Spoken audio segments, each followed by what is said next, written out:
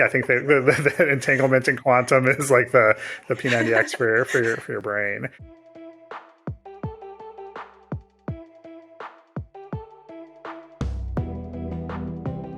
Welcome to SandboxAQ's podcast, fAQ, where we work to separate fact from fiction on all things related to artificial intelligence and quantum technology. That includes concepts. It also includes applications. My name is Adam Greene. I'll be one of your hosts on the show, and I'm lucky to be with our co-host, Tai-Danae Bradley. Hi, Tai. Hi, Adam. How are you today? It's a good day. It's going to be a strange day, I think, though, because our topic for today is entanglement. Yeah. And I have to tell you, entanglement is one of those things that in my journey of learning about quantum mechanics and just the AQ space has been one of the more confusing things for me.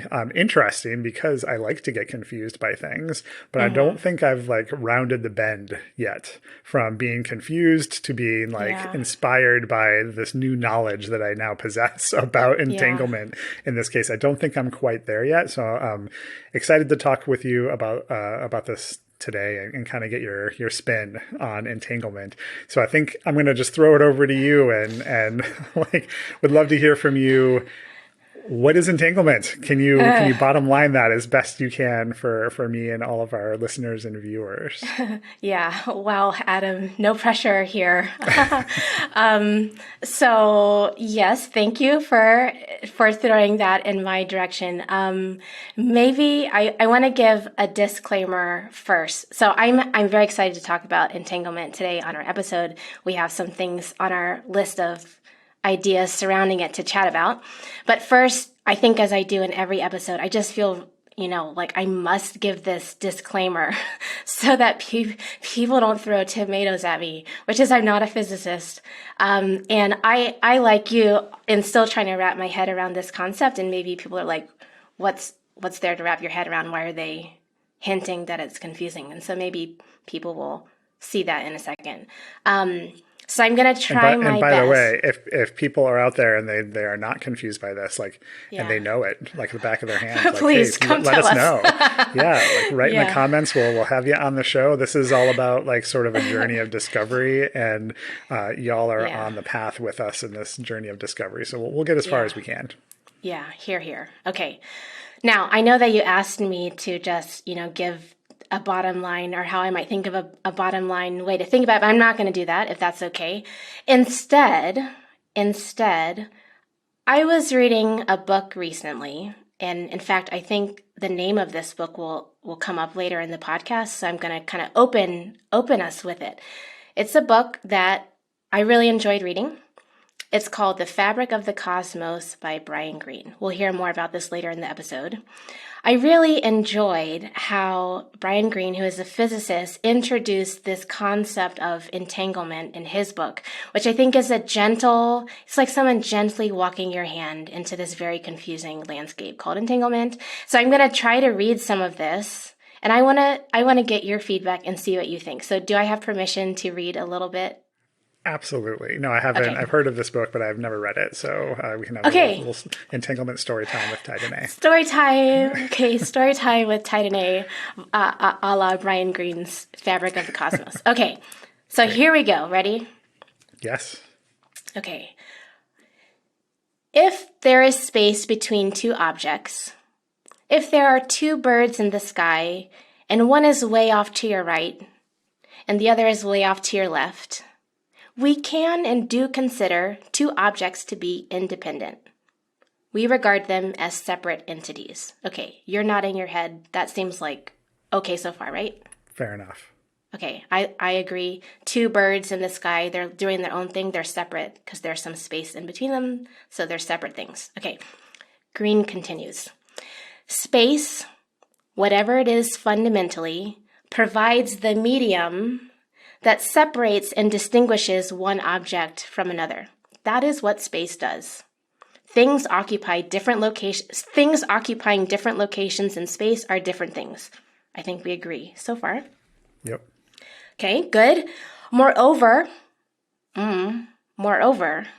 for one object to influence another, it must in some way negotiate the space that separates them. I like that word, negotiate. So Brian Greene gives an example. One bird can fly to the other, traversing the space in between them, and then peck or nudge its companion. Okay, so to get from here to there, I have to traverse or negotiate the space in between. Or another example, one person can influence another by shooting a slingshot, causing a pebble to traverse the space between them, or by yelling, causing a domino effect of bounding air molecules, one jostling the next until some bang into the recipient's eardrum. Okay, this makes sense to you, right? Yeah, definitely. Okay, it makes sense to me and hopefully to our readers too. And then it makes sense to Brian Greene. He says, to be sure, if we are over here, we can influence someone over there, but no matter how we do it, the procedure always involves someone or something traveling from here to there. And only when the someone or something gets there can the influence be exerted. This makes sense. This is like, we knew this in kindergarten, if not before, duh. Okay, so what's the issue here? Why are we talking about like human 101? The next, later in this book, a following paragraph begins with the word but. But a class of experiences performed during the last couple of decades has shown that something we do over here, such as measuring certain properties of a particle, can be subtly entwined with something that happens over there, such as the outcome of measuring certain properties of another distant particle, without anything being sent from here to there. Wait a second, what? So I feel like this word but threw in a wrench into the argument. So now, if you change your discussion from birds and people to particles, now things get a little bit counterintuitive. So the conclusion is, Brian Greene writes, this means that space cannot be thought of as it once was. Intervening space, regardless of how much there is, does not ensure that two objects are separate. Why? Because quantum mechanics allows an entanglement, a kind of connection to exist between them. Okay, so there's that word entanglement, which suggests that it has to do with the fact that in the quantum realm, it is possible for one object, which happens to be very small, like a quantum particle, to have some kind of influence on another object, on another quantum object or particle, without there actually being any negotiation of the space in between. So this phenomenon, which is unique to the quantum world, is what's called entanglement. And in giving that kind of long-winded bottom line answer, we've also now seen why it's kind of a counterintuitive thing, because it goes against our daily experience with birds and people and pebbles. Wow, yeah. That was a lot. What is going through your mind right now? I mean, I really like that explanation. I think that's helpful to set up that context. Yeah, it's really good. We're kind of moving away from human 101 and into quantum mechanics or particle life 101. So yeah, it also seems like a ridiculously big deal. It does. Because it's so different from our normal experience, it feels incredibly foreign to me of how can you negotiate that space without negotiating that space? Like, how can you affect something that is separated by space while ignoring the space that's separating, not sending any signals? There's no winks or nudges or shouts or pebbles. So how does that work? Yeah, I think no one has an answer. I mean, if someone has an answer, let us know. But I think the whole point of entanglement and why it's so fascinating is that this is like an unsolved mystery, like a very mind-boggling thing. It is what it is. Oh, and we should say, Adam, this is not like a theoretical idea. This, like entanglement, you can create it in a lab right now. Like people are using it. It's part of quantum technologies, which is, like a focus of this podcast. So just for the record, what we're talking about is not some like wishy-washy thought idea thing, but it's an actual reality. And the reality is we don't quite understand everything about it, but it's like for real, for real. Yeah, no, that's an incredibly important point and makes it seem even stranger to me of like, you can demonstrate it, you can use it like in quantum information science, and it's being leveraged now, and will be leveraged even more in the future, yet we don't fully understand it. And even more like, I'm a research scientist. I have a research scientist background. That's kind of like my training. And I always thought that anything that we don't know, it's just because we have some kind of limitation. We haven't figured it out yet.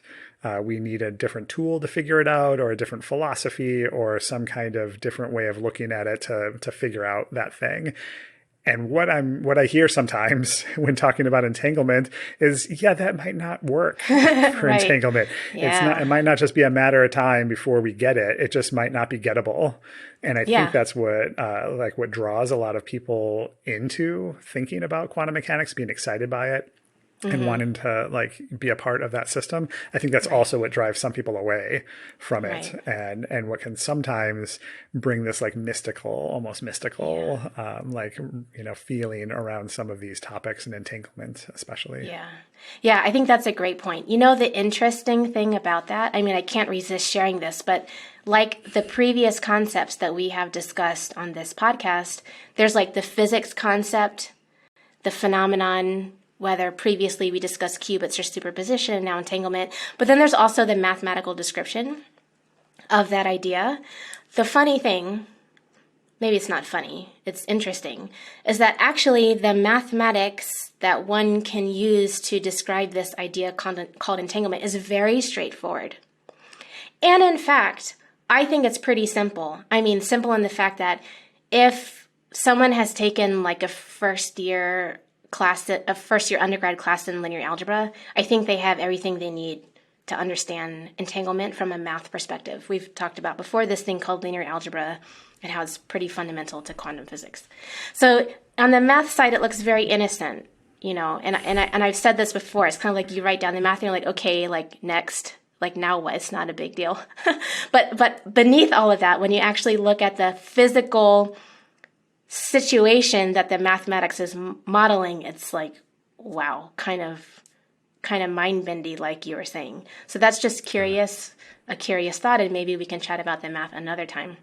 But that's something I can't resist saying, Yeah. No, thanks for bringing that up. And I mean, part of me wants to ask you to start to go through the math right now. But I think maybe we should save that for a little bit later. We've established that this is a pretty meaty, deep topic, and that we might need a little bit of assistance. And we have a little bit of assistance, a friend of the fAQ podcast show that we can bring in. Maybe you think it's maybe a good time to bring them in? Yeah, let's do it. I'm really happy to welcome friend of fAQ, Adam Lewis, to the show. Adam is the technical lead of the simulation and optimization team at SandboxAQ. Adam, welcome. Hi, pleasure to be here. Great to have you here. I think maybe a nice way to get things going is if you could talk with our audience a little bit about your academic background. So where did you go to school? What did you study? Those sorts of things. Sure. Well, so I first decided to become a physicist at about 17. I read a book in high school, like a popular science book, called The Fabric of the Cosmos, which I thought was pretty cool. I had been doing like okay in physics, but I didn't really have a clear path of what I wanted to do. So I did that, but I also really liked kind of liberal arts style subjects. So I did this program they had at McMaster University in Hamilton called Arts and Science, which is a little misleadingly named because every faculty in the world has a department of arts and science. But this was this weird like high school round two thing where there were like 50, 60 students. Like we all kind of took the same weird kind of 1910-ish like liberal arts curriculum where we like read like Gilgamesh and stuff all together, and it was a lot of fun. And then I kind of moved into a physics double major with that on the side, so that was quite enjoyable. So I always had more of like a kind of more philosophical interest in physics, which kind of changed later on because now I work in industry, but there you go. So that happened. Then I went and got bored, and I taught in English in Korea for a year. And then I got bored of that also. And so I applied for my PhD at the University of Toronto.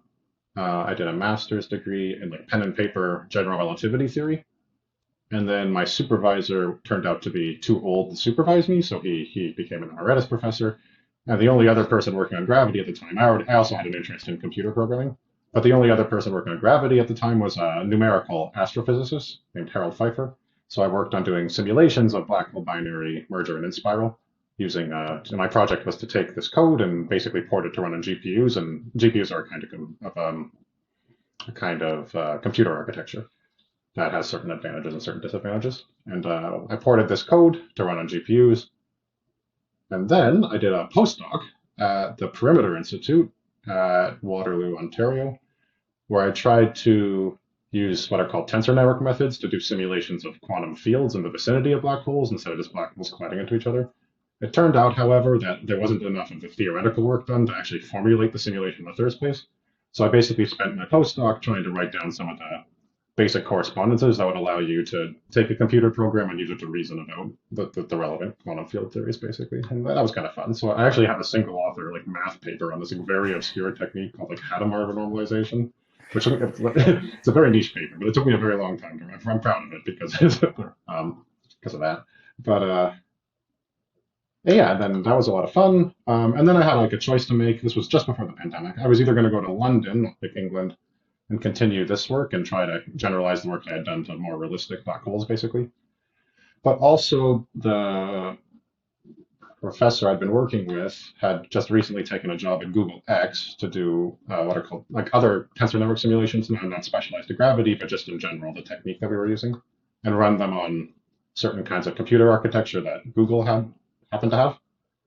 And I thought that would be kind of fun for a year. So I went there and I actually didn't end up going because the pandemic happened. So I just did this remotely for a few years. And then the team I was on spun out into the company, which I now work for, SandboxAQ. And we took some of the work we did, but more importantly, some of the learnings about the industry that we gathered during the course of the work. And now I work in a more strategic role I help direct the technical strategy for the simulation optimization team here at Sandbox.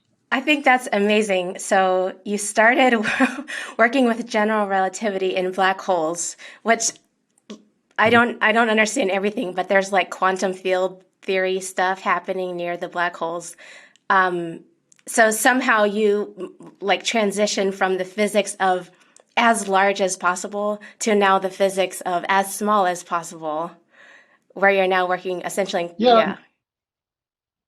Sorry, please continue. No, that's it. You're now working on, quantum. Well, you're working at SandboxAQ, where the Q stands for quantum. So I just think that's very intriguing how your journey has taken you from, simulating physics of black holes, general relativity, to now simulating things at the really tiny scale. Now it gets a lot smaller than what we're simulating, to be clear, but to be fair. Yeah. But, we're simulating like electrons and atoms, which are pretty small. But yeah. But it does get smaller. Yeah, but they're not as small as micro black holes. Okay. So we should talk about micro black holes another day. But today, probably or not. You don't have to. You can do whatever you want. It's your life. I would like to know what a micro black hole is, but not right now. We have a topic that we do want to focus on today and ask you a few questions on, and that topic is entanglement. Now, I think this is a word that probably many, or at least a few of our listeners have heard before. Maybe they're already familiar with it, but it could be also a word that's, used in a lot of pop sci articles, or if you just scroll through social media these days, you see buzzwords about quantum computing, something entanglement. So from an outsider's perspective, one gets the feeling that entanglement is important, maybe a little bit foreign. It's not like something we learn in kindergarten. So it's like this new thing, but it has this feel of importance. So just to maybe get the conversation started, before we dive into what is this thing called entanglement, can you kind of explain to us why you think it's important in the first place? Or if someone is just jumped into this podcast, and why should they keep listening? What's your kind of elevator pitch for why entanglement is important to physicists, why it's something physicists care about? Why? Mm-hmm. I have a pretty live and let live mentality. If people want to listen to this or not, I kind of feel like that's their prerogative. But I can tell you why I find entanglement interesting. Great. Well, actually, maybe I can't, but I can tell you what it is. So so entanglement to me is the situation that can occur in quantum mechanics where there's more information in studying the whole of a system than in individually studying its individual parts. So like you might have, say, two rocks, and you can look at the two rocks independently, and you might learn something about each independent rock, but there's more to the system of the two rocks together than you could have achieved without comparing them to each other in a way that's not possible classically. And the reason Interesting. to me this is important is that if you analyze this carefully, it turns out that this reveals that it's difficult to make sense of the idea of reality that behaves the way that you sort of expect it to, in that things have definite properties that persist independently of being measured. And I think this is something you talk about in quantum mechanics a lot, but I think it's usually possible to come up with some kind of classical explanation that is equivalent to, like, you could always have, you can talk about how quantum mechanical systems are random or something, but it's possible to make classical systems that are random too, and maybe you just can't see why the randomness is happening. But it's only really when you start entangling the systems together that you can come up with an experimental demonstration that shows that that kind of analogy isn't possible. So that's why they're interesting to me. Is it's kind of the real thing that makes the world quantum in the way that physicists mean from a more metaphysical point of view. Personally, that's how I think about it. Interesting. So, like, is it fair to say that entanglement is sort of an embodiment of an emergent property of a system? Like, so instead of taking this reductionist view, like, and looking at all the rocks independently and getting their properties and how they should work, that there's this other thing on top of that entire system that you would call entanglement that is a property of the system and all the components in it, like an emergent sort of thing. I wouldn't use the word emergent because I mean an emergent property to me ultimately. So first of all, yes, I think that's right, but I'm going to make a subtle distinction between the Please. exact word choice. So I would say it reveals that there's a holistic property to the system that is not possible. And I want to distinguish between holistic. Holistic means that there's like more to the whole than the sum of the parts. And emergent, which means an emergent property is ultimately reduces to the sum of the parts, but it might be hard to keep track of. So like something like, a chair being hard, ultimately that is due to it being made of atoms or something. And in principle, if you had like infinite computational power, you could keep track of that and you could derive the hardness of the chair from the atoms. So that's an emergent property, but it's still ultimately reductionistic. Whereas entanglement is something that I would say doesn't necessarily add up. Like you can't, there's just no way in principle to only study the components without comparing them to each other and derive that they were entangled. You have to compare them and see and look at the whole. Okay, I think I'm starting to track, and Yeah. this might be an odd question to ask. Hopefully, you can you can help me grasp this a little bit. So, was this idea of entanglement? How did it come about? Like, did it come about because there was this gap in this holistic knowledge of looking at a system, and like we need to figure out like a theory or something that fits the data that we're observing, or was it the other way around, where there was a theoretical idea of this holistic property called entanglement, and then it was kind of scientists and engineers were hunting for data that would fit this idea of entanglement, or vice versa? Does my question make sense? Yeah, no, it's definitely a theoretical construct that later was verified by observation. But the exact history, I mean, I'm always nervous trying to give kind of little histories of science because there's a long body of historical literature about why scientists do terrible things when they attempt to give such histories. But I'm still going to give the kind of like textbook physics history anyway, and I'm just not going to ignore all that. So Sure. here's the kind of like traditional kind of like Eurocentric imperialist history of why this would happen. So there's the basically I haven't thought about this specifically, but my understanding is first like the first thing is it's possible just using the formalism of quantum mechanics. So I'm really zoomed in to like write down systems that have the property I described. So like where like measuring one system has an effect on the other, basically. Now that's not obviously connected to this holism thing I just spelled out, and I actually think it is kind of subtle to connect that manifestation of entanglement. But let me back up first. So Another more common way of presenting the phenomenon of entanglement, aside from this like whole sum of the parts thing, I think that's closer to the mathematical definition than like the way it's usually presented. But another accurate manifestation of it is that if you have two systems which are entangled, then observing one of them also will affect future observations of the other. So let's say I have like two coins that could be heads or tails, and like, God tells me that there's a 50-50 chance of being heads or tails, and I believe them. So I know for sure that the two coins have a 50-50 chance of being either heads or tails. If they're entangled, then like observing one of them will change that the other one had a 50-50 chance. So if I look at one of the coins and its heads, now, depending on the form of the entanglement, I'm now guaranteed the second coin will also be either heads or tails. Does that make sense? So it might be such that if I see heads, the other one will also be heads. Let's just take that for concreteness. Yeah, I mean, I think that what you just described, I understand the words that you're saying, but Mhm. like understanding why that is true or how that actually works is kind of beyond me at the moment, and hopefully maybe we can Well, get to that a little bit. I don't think I even understand why it's true, and that's sort of part of why physicists are so interested in this. Like it kind of like really highlights the thing about quantum mechanics that's difficult to understand intuitively. I think that's actually the central reason for the interest.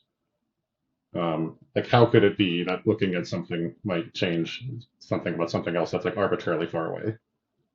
And it's hard to come up with a good reason for that, I would say, and yet it appears to be the case. Okay, but back to the historical question.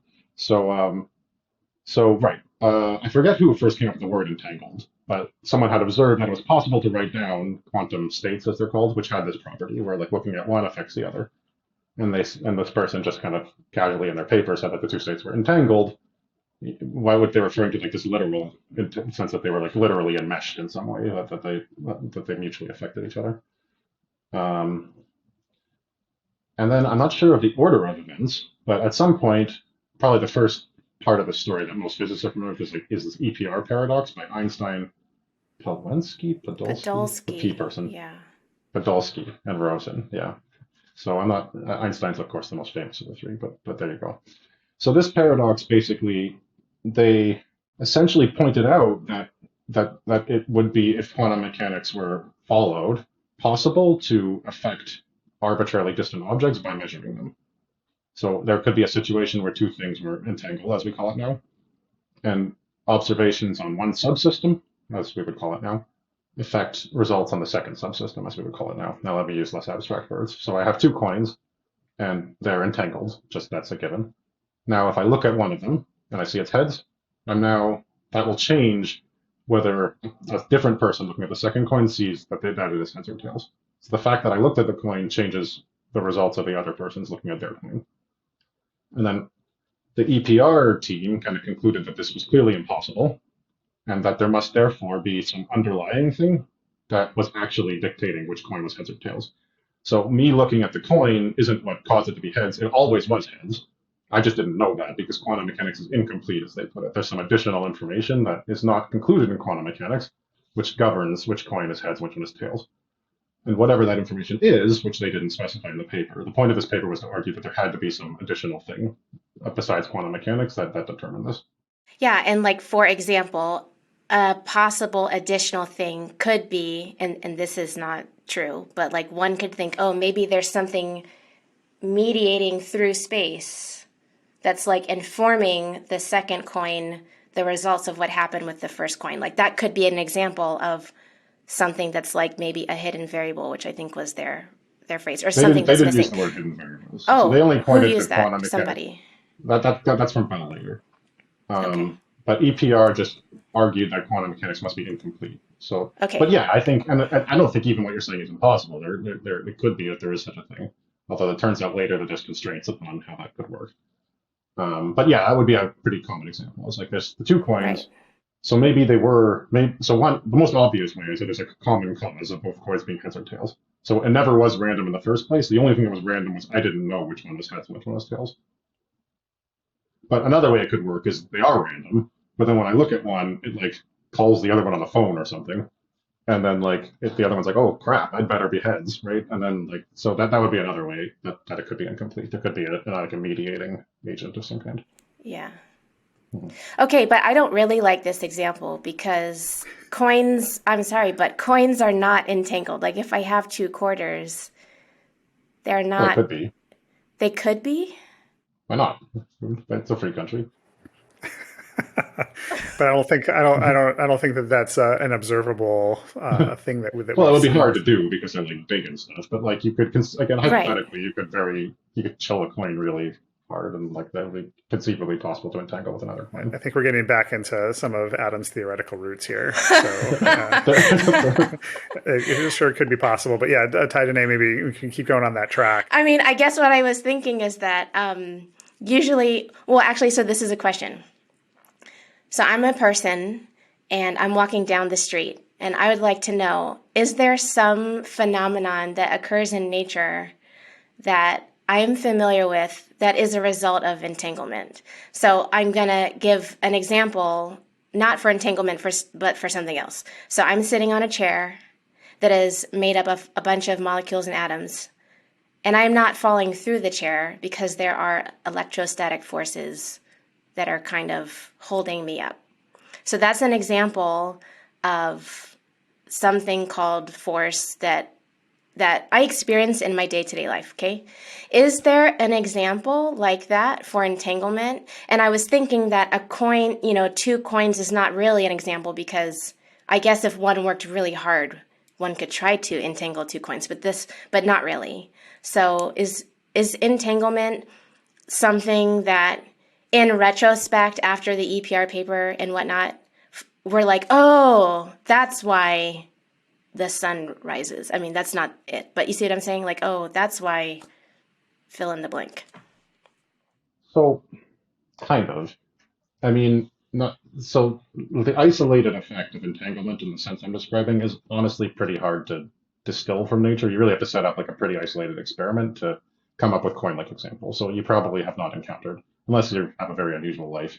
It's unlikely that your day-to-day walking down the street results in you encountering one of these experiments. Um, so, but on the other hand, there are systems which still are a little exotic, but like which not directly because of this manifestation of entanglement, but simply are strongly correlated with each other. So we talk about strongly correlated systems, and that's like physics talk for entangled. So these are things like superconducting magnets or like superfluids. These are also pretty exotic quantum phenomena. You also probably don't run it on the street much, but they do. They're at least a little more common than like set up. They might become more common. Like I mean, if you ever happen to have a quantum computer in your phone one day, then that definitely is going to involve entanglement. But frankly, I don't think it's. I've thought about this a bit. It's hard to come up with honestly like an obvious everyday phenomenon that's like definitely because of like the fact that nature has this like weird holistic property that no one kind of. And then that's kind of part of the reason for the strangeness. I mean, Einstein when he wrote this paper was like, this is so weird, it clearly isn't right. Which like, I mean, Einstein walked down the street. He didn't see a lot of examples where it's like, oh crap, clearly it was it's so my answer would honestly in this case it's an example of a phenomenon that like is so counterintuitive that you almost have to like really work pretty hard to isolate it and make an observable thing.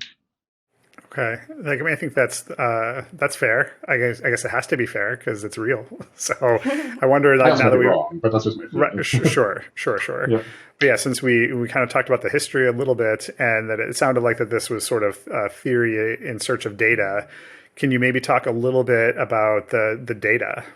So if we can't give an example, or it's not easy to give an example of an everyday sort of experience, can you talk about maybe even the first example that you came across where the light bulb really flipped on for you of like, oh, okay, like I get it, like I understand that what entanglement is explaining in this data or this observation that we're Mhm. looking at.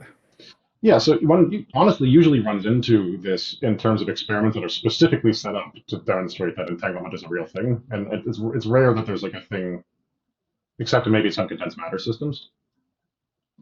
Um, okay, let me retract that a little bit. So like anytime you have a system with like multiple quantum particles, and then there's a quantum effect happening that is not classical, there's almost certainly going to be some kind of entanglement physics happening there because in a sense entanglement is like the big thing that is quantum and isn't classical. So that's my feeling anyway. So if you come up with a phenomenon, now you can't have a single particle can't be entangled because that's just not how it works. But it's usually possible to come up with a classical theory that could explain a single particle. But anytime you encounter anything that's like has multiple things interacting with each other and their like aggregate behavior is non-classical, then almost certainly there's some sort of entanglement physics happening. So there's that. But it might be hard to connect that in a visceral way to like the fact that when you observe certain things there, they come up as like both ends or something like that is the thing. Well, we're talking, this podcast is fAQ for AI and quantum. And if I heard correctly from something you just said, Adam, basically all things quantum have some kind, or most things, it's hard to have absolutes, but most things quantum have some kind of component of entanglement to them. Is that a fair takeaway? Most things quantum about multiple subsystems interacting. So an example of a system, like the superposition does not have anything to do with entanglement directly, and that can partly because that you can have superposition with a single particle. A single particle can't be entangled because there's nothing for it to be entangled with. Go ahead. Well, I would say the converse would be true, though. Entanglement has everything to do with superposition. Is that accurate? I mean, entanglement is like what comes for free when you write down the math and you have this thing called superposition. And it's not obvious to me. I think you can write down superposition, superposement to particle states that are not entangled.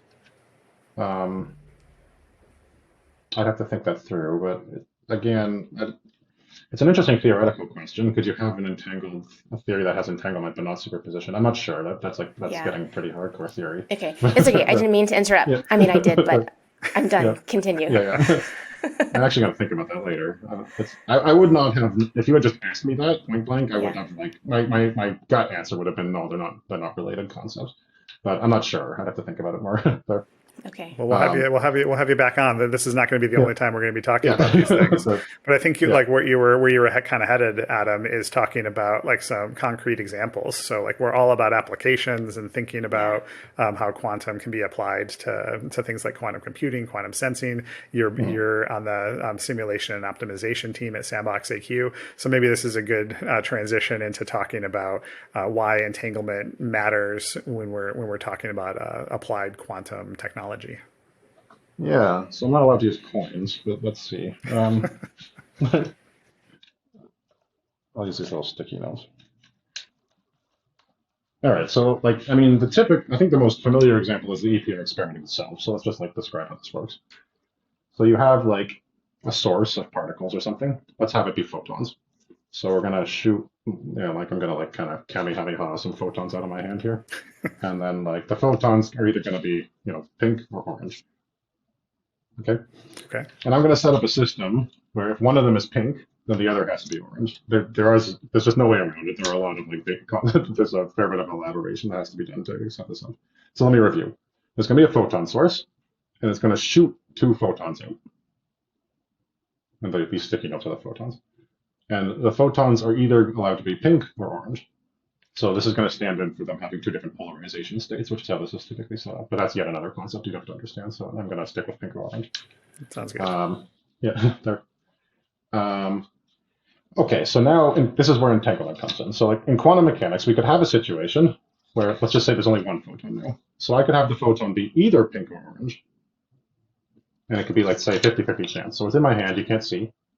And then when we look at the particle, we check what it was, and it was pink. Or it might have been orange, whatever. Or what the probability is doesn't matter. The point is that in quantum mechanics, it's possible to make it random in some specified way of which one comes up. Having looked at it, then it's now concretely whichever you saw. Okay. All right. So now we can set up two photons.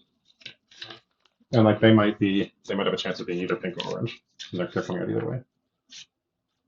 All right, so this is I think what this would be let's say I set up a situation where it's 50-50 that one photon is pink or orange. So this would be, I guess, this photon is now, we could say, in a superposition of the pink and orange basis, right? So if I decide to do this pink or orange measurement, then the particle is superposed between those states, and that means that there's a 50-50 chance of being either one. However, and this is what I was getting at with the superposition thing, I could make a different measurement. And then it would no longer be superposed because this measurement could be such that it's like a definite result of this. So that's why I'm skeptical of the connection. But that's just a side point. So whatever. Okay. So now the question is, let's just say there's one particle, it's either pink or orange, and okay, that's weird.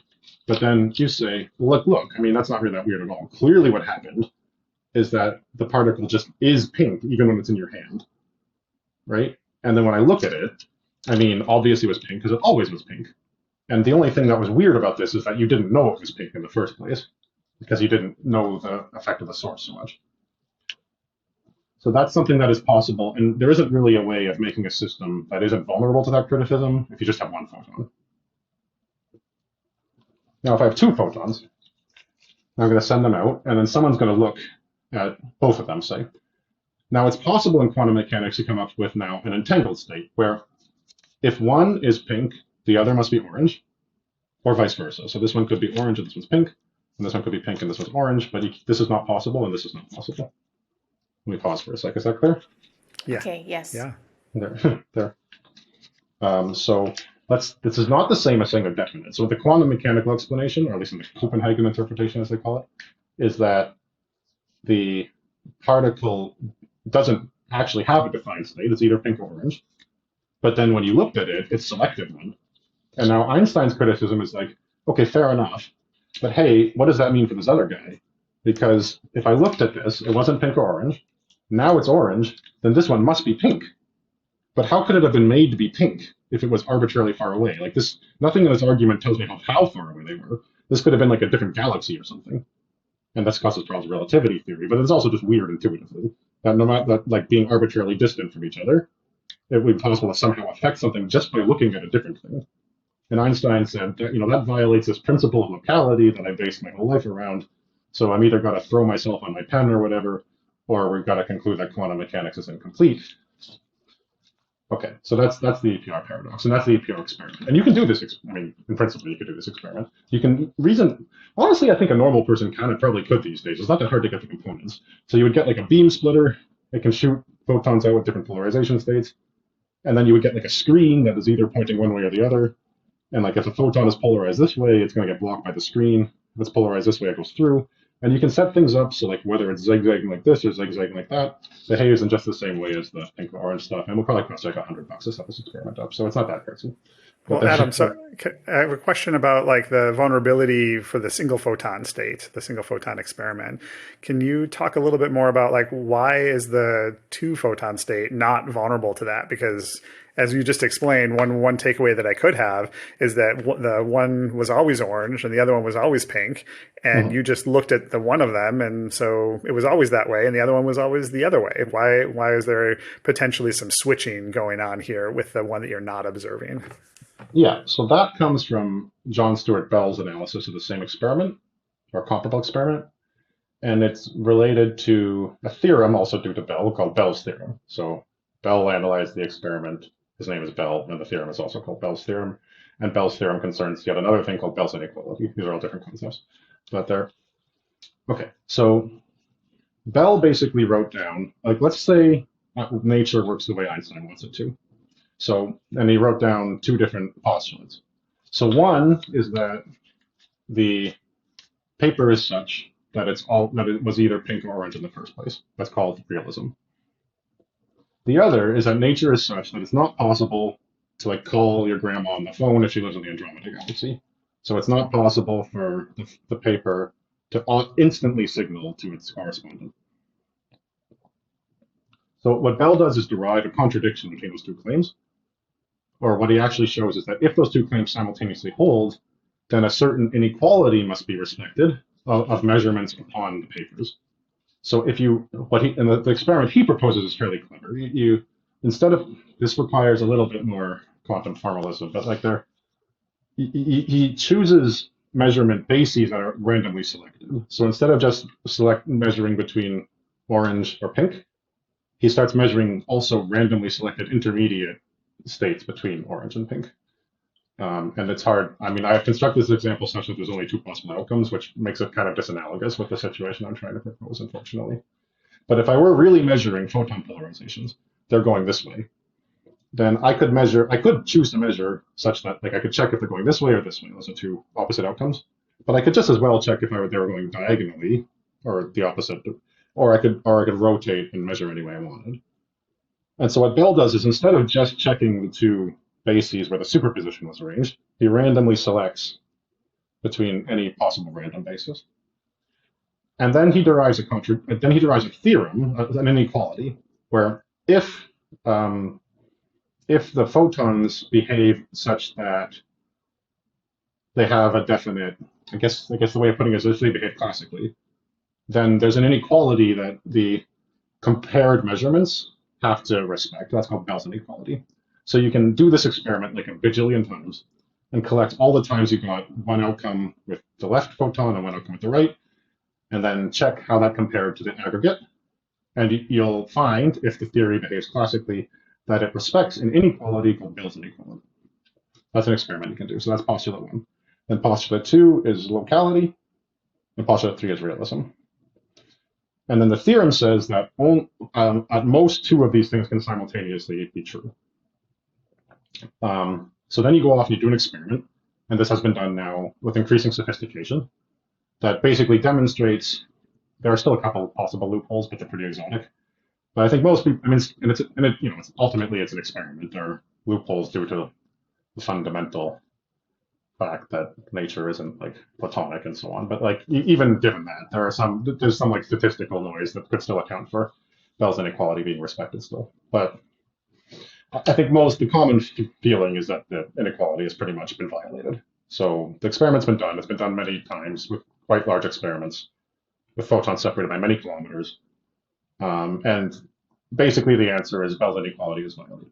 So that means that if you believe the theorem, which you should because it's a theorem, then either locality is possible or realism is possible, not both. Wait, let's say what those words mean. When you say Yeah, realism, you're referring to this idea of I have my photon in my hands and it's either pink or orange, whether I know it or not. Yeah, I'd actually make it more expansive than that. It's realism is like whether there is any kind of deterministic agency responsible for the pinkness or the orangeness. So it could Okay. mean that there's it could mean that there's a pre-selection. That would be one example. Another example would be like a mediating force of some kind. So like if you look at the photon and then it like sends a little like photon bullet out to the other one, that would also be an example of realism because you're looking for some additional cause beyond what's like stated in quantum mechanics to account for the fact that things happen the way they did. Great. Good. And then locality. Locality means that the signaling is bounded by a maximum speed. So like it could be that you can shoot photon bullets, but they can go infinitely fast. So you can just then that's not ruled out by the theorem. And in fact, there are interpretations of quantum mechanics which are not popular, but they're out there, which basically say that that's how it works. Like there's this big, so one is Bohmian mechanics. So there's this big guiding field thing, and it just doesn't care about the speed of light or whatever, or any speed. And that means that, and I think that can be a tempting solution, especially to non-physicists. That's like, I really hate using the word speed of light for maximum speed. But like, why should you care that there's a maximum speed? Well, it's because you're kind of shooting yourself in the foot if you're trying to get out of the theorem that way. Like you were like, okay, like there's an underlying reality, fair enough. So I can predict the future if only I knew this additional piece of information. But then the cost of that is that things can communicate with each other arbitrarily far away, which means that there could be like someone on the moon right now or further away from the moon, say in like a different galaxy, who's like, writing something down, and that could be what's responsible for the fact that your wife left you or something, right? Like, so like you can't predict reality by looking at anything in your vicinity because the whole world is just infinitely connected with each other. That would be the consequence of getting rid of locality. So either way you do this, you end up with a situation where there's either because everything is infinitely connected, even things you can't see because they're too far away from you, or because there just is no underlying reality. It's just not possible to assign a deterministic explanation to the randomness you see in quantum mechanics. And that's the takeaway that That's my takeaway. That's why I care about it. No, that's interesting. So like zooming to like where we are right now with theory and experiments and things like that. What I think I hear you saying is that that essentially think that the entanglement is real, that there is something going on with these photons, these orange and pink photons, where before you observe the first one, it really could be either of them with it could be either pink or orange at some probability. And when you observe it, the other one, which also could be pink or orange with some probability, sort of snaps into one reality as you observe the initial one. Is that right? The snaps into part's a little controversial. So that's like that sort of language, and I've used it before, is like very specialized to the Copenhagen interpretation. And there are other interpretations that don't have like wave function collapse, which are still consistent with Bell's theorem, I would say. Like many worlds as an example. So there's like an infinite number of universes in which the photon goes up one or the other, and then, I forget how this works, but so basically there's like many different deterministic universes which are all individually deterministic, but like somehow your consciousness ends up in one of them, and like anyway, you have to ask. I'm not super familiar with the formalism, but it is an interpretation that's reasonably popular. Yeah, we'll have to have, that one, we'll have somebody on to talk about many worlds. Yeah. So actually, but I like the way you put it. It's like it's a little less abstract than Bell's. Like the purpose of Bell's inequality is essentially the premise. It's like the hypothesis that entanglement is real. Basically, that's like a simpler way of putting it. So like Bell comes up with an experimental protocol that like basically shows that there is entanglement, and he's saying, and then he derives an inconsistency between two apparently reasonable properties of reality and that observation. So it's real. So entanglement is, we can say that the majority of folks out there studying this have come to the conclusion that entanglement is real, but the actual sort of way that it operates, like the nuts and bolts of how it really works, is not fully understood. Is that right? Yeah, for sure. Except that, like, I mean, it's different from like not being understood in the way that like, the contents of a distant star system are not understood. It's like, it kind of seems like there might just be no way to understand it at all, right? Like it's like we've written down the mathematical formalism, and like we understand how it works in every conceivable sense that like physics or mathematics would furnish, apparently. Maybe I'm wrong about that, but it still just doesn't make any sense to us. And like it's kind of like trying to figure out a way to like wrap your head around it that is like a bit more than just like writing down a bunch of calculations. That's what's missing. And it's not really clear whether that's even something to look for. I think people argue about this a lot there. And that's probably some of the fascination around entanglement, is that what you've just said. It's like this curious thing that exists, but it's hard to understand, and how one could go about trying to understand it is also not clear. And it points to some extent to like a possible limit to like the ability of physics to answer the sorts of questions that humanity wants it to answer, right? It's like, I mean, I know when I went into physics, it's like, okay, I'm gonna learn all these equations and I'll like understand the world better, and I did. But then it's like, hey, look, there's this big thing that like we apparently have completely specified with physical methods, and like it still doesn't make any sense. So there you go. Wow. And the interesting thing though is, on top of all of this mystery, it's not like entanglement is just this curious thing you put on your shelf that you look at every now and then and puzzle, but you actually can make use of it to do practical things, to the point where entanglement is even described as a quantum resource in the space of quantum computing. Yeah, so could you elaborate on that? What do people mean by that? Yeah, I mean, that's meant kind of in the like literal language of information theory. So there's a few ways you can point at this, but essentially, let's say that I'm going to use my, let's bring my sticky notes back. So let's say I'm going to use these to build like a computer, right? So I can store different yes or no propositions with like this. So I'm just going to decide. I have to make an encoding. So I'm going to say this means yes and this means no. This feels more like yes to me, doesn't it? This means yes and this means no. So orange is going to be yes and pink is going to be no. Fine. And then I can have another one. And now I can answer, two questions. But if they're entangled, then there's additional information stored in the whole. So like the individual subsystems might tell you something, but there's also this extra information that like just looking at the subsystems wouldn't tell you about the entanglement. And it turns out to be possible to use that extra information as a computing resource. You can use it to this dense coding. So you can send basically, if I could only send 2 bits worth of information with 2, I can send 4 with 2 that are entangled. And then there's various quantum algorithms which implicitly use entanglement. It's less obvious how they do, but they use it basically to perform computations, certain special computations, not any computations that would not be possible classically. And And I think this ultimately, is, oh, go go ahead. ahead, go ahead.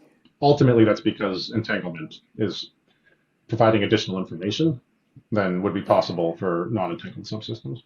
Yeah. Okay. So speaking of algorithms, like teleportation falls into this category. Is Yeah, that yeah, correct? definitely. I mean, yeah, teleportation involves it very directly because you involves manipulating various Bell states, actually they're called, which are prepared by analogy with the spell experiment. Well, definitely teleportation is a topic we'll have to hit. Maybe we'll start to maybe think about hitting that next.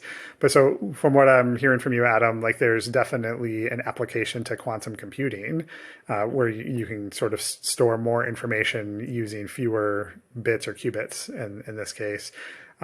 Is there something outside of quantum computing that entanglement can be practically applied to? Yeah, I mean, quantum sensing certainly makes use of entanglement. We're at the SNO team very interested in tensor network algorithms, which are formulated to take advantage of entanglement as a computational resource without actually having physical entanglement. So you use the computer to simulate entanglement. You're still using a classical computer, there's no real entanglement. But this can often reveal a structure of the problem you're trying to attack that would not have been obvious with a pure, it's still a classical algorithm, but with a traditional algorithm, I'll say. So you can write certain algorithms in a way that reveals the entanglement structure of the quantum computation. And then it's often possible to find regimes of the problem that can be solved classically once this approach has been exposed, basically. So things can be done, for example, simulating quantum systems, certain special quantum systems. And recently, there's been work showing that more abstract computational tasks, like taking Fourier transforms or certain optimization problems, can be, and this is still somewhat theoretical stuff, but can be in certain special problem cases accelerated by tensor network means because of the entanglement structure and because you've revealed an extra a class of the problem that can be treated with a faster algorithm than would be used generically. And you didn't know that until you looked at the entanglement. And yeah, we're not going to get too deep into tensor networks here, but that's probably another topic we could get into.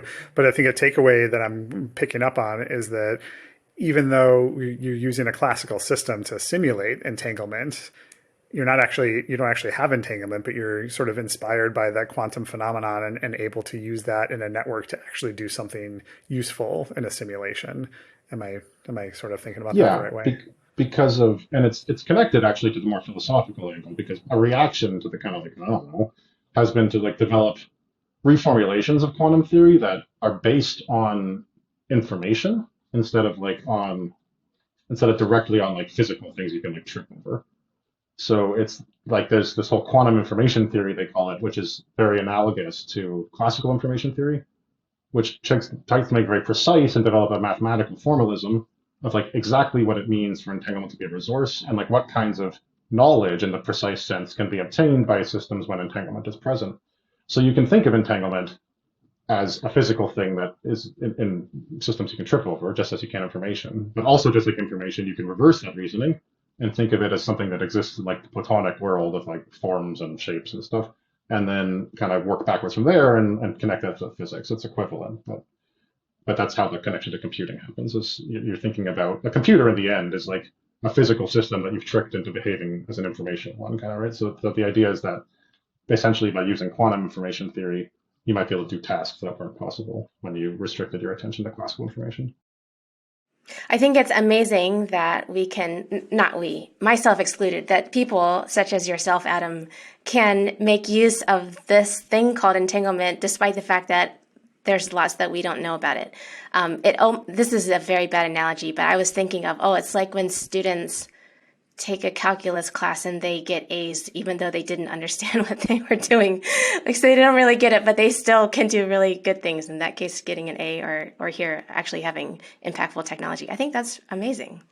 Great. Well, this has been like a little bit mind blowing, I think, for me, Adam. Like, really, I appreciate you going through some of this stuff.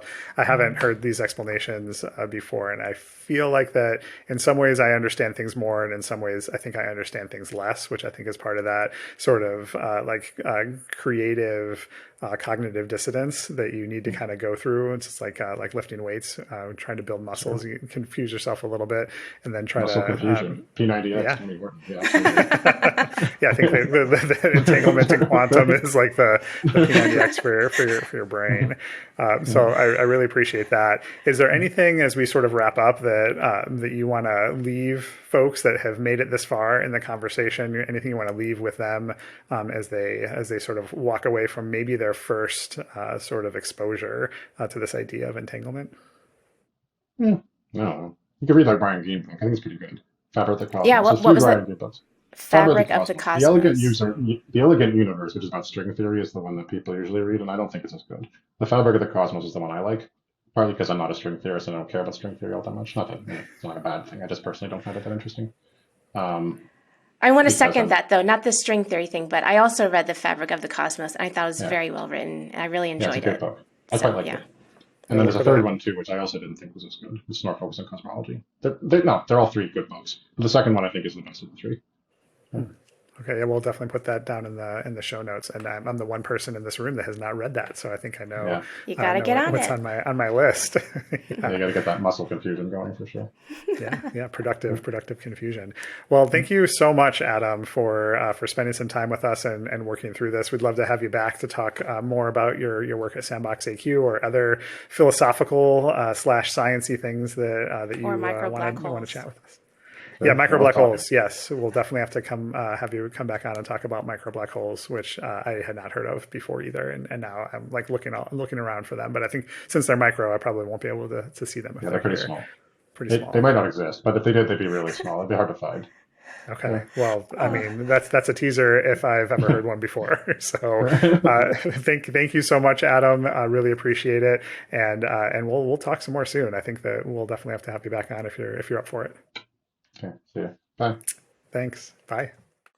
All right, that was great. I'm so glad that we had a chance to bring Adam on board. There are a lot of things in there that I want to personally have time to think about deeply just in my own time. But I think even for the podcast, a few ideas were mentioned that could probably make really great episodes on their own, and maybe we should do this. But one thing Adam mentioned was, polarization states of photons. I mean, what is that? People are probably familiar with the word polarization because of sunglasses, but what is really going on at the individual particle level? How did that really relate to entanglement? I think we should do a deep dive at some point later. Another thing that we could chat about that Adam brought up is this idea of Bell's theorem or Bell's inequality. I think this is a really fundamental part of the entanglement discussion. So probably we should chat about that at some point in the future.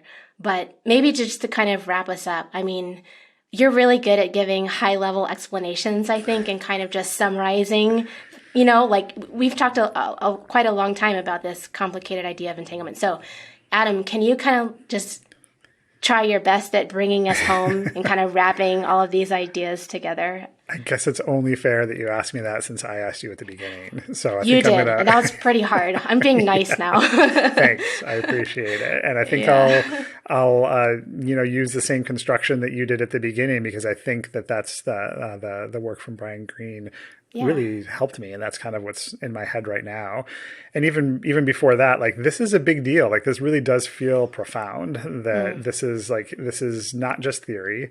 We can prove that this is a real phenomenon, and we can use that phenomenon in quantum technology. Yet we don't understand how it works, and maybe we never will. And there's like some kind of acknowledgement of that, and that to me, from a scientist point of view, just feels really profound. So I want to sit with that for a second. second.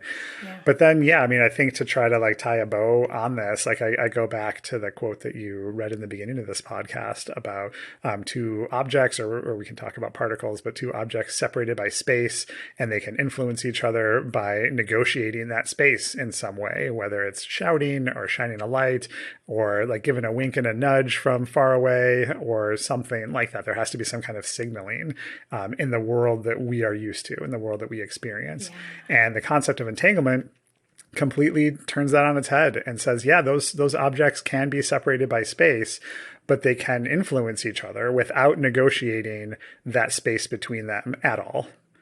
And that is just something that, you know, is hard for me to wrap my mind around and really, really, truly try to understand. Like nobody's sending a little message. Like there's not a message that we just can't see. Right. Like there really is nothing going on there, and the amount of space doesn't really matter. And the answer seems to be, yeah, like there's nothing going on between them, and the amount of space really doesn't matter. And if you start to think about that, then this like almost science fiction realm starts to come into place about like what you could do with that sort of power, that technology, to be able to communicate regardless of sending signals and regardless of how far apart those things are. So that seems like a really big deal. It's very interesting. Yeah, totally. And I personally love these kinds of mysteries. I think it's fascinating. This is one of, not entanglement per se, but these kind of deep mysteries in the universe are one of the things that drew me actually to math, believe it or not, in the first place all of these years ago. So I'm so glad that we had a chance to talk about one of these topics today. And now it's just making me look forward even more to our next discussion here on the fAQ podcast.